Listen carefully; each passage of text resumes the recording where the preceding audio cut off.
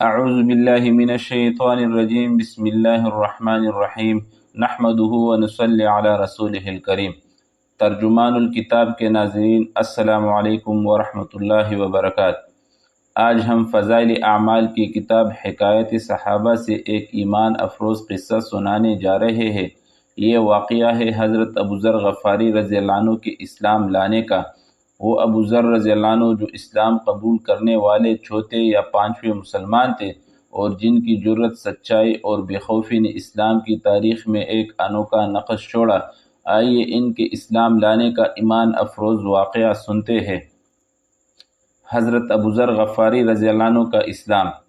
حضرت ابو ذر غفاری رضی اللہ عنہ مشہور صحابی ہیں جو بعد میں بڑے زاہدوں اور بڑے علماء میں سے ہوئے۔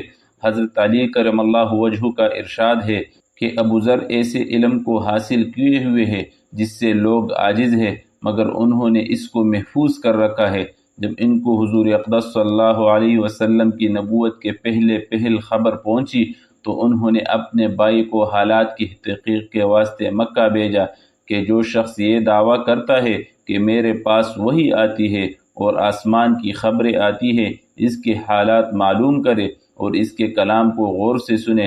وہ مکہ مکرمہ آئے اور حالات معلوم کرنے کے بعد اپنے بھائی سے جا کر کہا کہ میں نے ان کو اچھی عادتوں اور عمدہ اخلاق کا حکم کرتے دیکھا اور ایک ایسا کلام سنا جو نہ شعر ہے نہ کاہنوں کا کلام ہے۔ ابو ذر رضی اللہ عنہ کی اس مجمل بات سے تشفی نہ ہوئی تو خود سامان سفر کیا اور مکہ پہنچے اور سیدھے مسجد حرام میں گئے۔ حضور صلی اللہ علیہ وسلم کو پہچانتے نہیں تھے اور کسی سے پوچھنا مصلحت کے خلاف سمجھا۔ شام تک اسی حال میں رہے۔ شام کو حضرت علی کرم اللہ وجہہ نے دیکھا کہ ایک پردیسی مسافر ہے۔ مسافروں کی، غریبوں کی، پردیسیوں کی خبر گیری، ان کی ضرورتوں کا پورا کرنا ان حضرات کی گٹھی میں پڑا ہوا تھا، اس لیے ان کو اپنے گھر لے آئے، میزبانی فرمائی، لیکن اس کے پوچھنے کی کچھ ضرورت نہ سمجھی کہ کون ہو، کیوں آئے۔ مسافر نے بھی کچھ ظاہر نہ کیا۔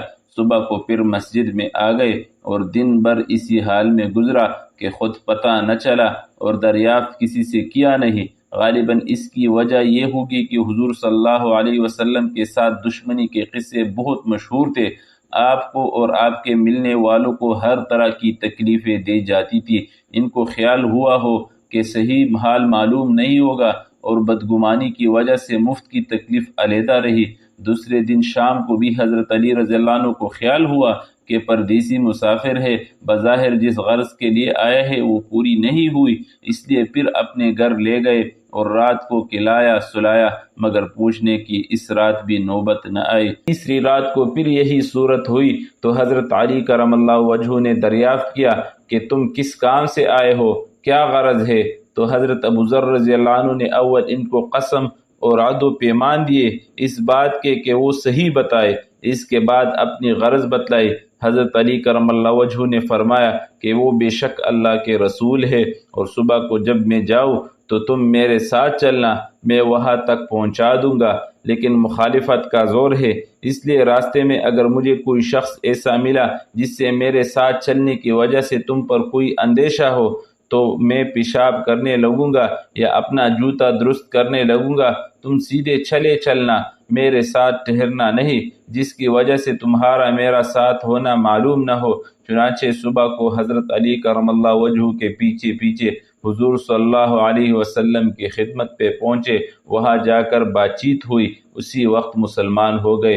حضور اقدس صلی اللہ علیہ وسلم نے ان کی تکلیف کے خیال سے فرمایا کہ اپنے اسلام کو ابھی ظاہر نہ کرنا، چپکے سے اپنے قوم میں چلے جاؤ، جب ہمارا غلبہ ہو جائے اس وقت چلے آنا۔ انہوں نے عرض کیا، یا رسول اللہ، اس ذات کی قسم جس کے قبضے میں میری جان ہے کہ اس کلمہ توحید کو ان بھی ایمانوں کے بیچ میں چلا کے پڑھوں گا۔ چنانچہ اسی وقت مسجد حرام میں تشریف لے گئے اور بلند آواز سے اشہد ان لا الہ الا اللہ و اشہد ان محمد الرسول اللہ پڑھا۔ پھر کیا تھا، چاروں طرف سے لوگ اٹھے اور اس قدر مارا کہ زخمی کر دیا، مرنے کے قریب ہو گئے۔ حضور صلی اللہ علیہ وسلم کے چچا حضرت عباس رضی اللہ عنہ جو اس وقت تک مسلمان بھی نہیں ہوئے تھے، ان کے اوپر بچانے کے لیے لیٹ گئے اور لوگوں سے کہا کہ کیا ظلم کرتے ہو؟ یہ شخص قبیلہ غفار کا ہے اور یہ قبیلہ ملک شام کے راستے میں پڑتا ہے، تمہاری تجارت وغیرہ سب ملک شام کے ساتھ ہے، اگر یہ مر گیا تو شام کا جانا آنا بند ہو جائے گا۔ اس پر ان لوگوں کو بھی خیال ہوا کہ ملک شام سے ساری ضرورتیں پوری ہوتی ہے، وہاں کا راستہ بند ہو جانا مصیبت ہے، اس لیے ان کو چھوڑ دیا۔ دوسرے دن پھر اسی طرح انہوں نے جا کر بآواز بلند کلمہ پڑھا اور لوگ اس کلمے کے سننے کے تاب نہ لا سکتے تھے، اس لیے ان پر ٹوٹ پڑے۔ دوسرے دن بھی حضرت عباس رضی اللہ عنہ نے اسی طرح ان کو سمجھا کر ہٹایا کہ تمہاری تجارت کا راستہ بند ہو جائے گا۔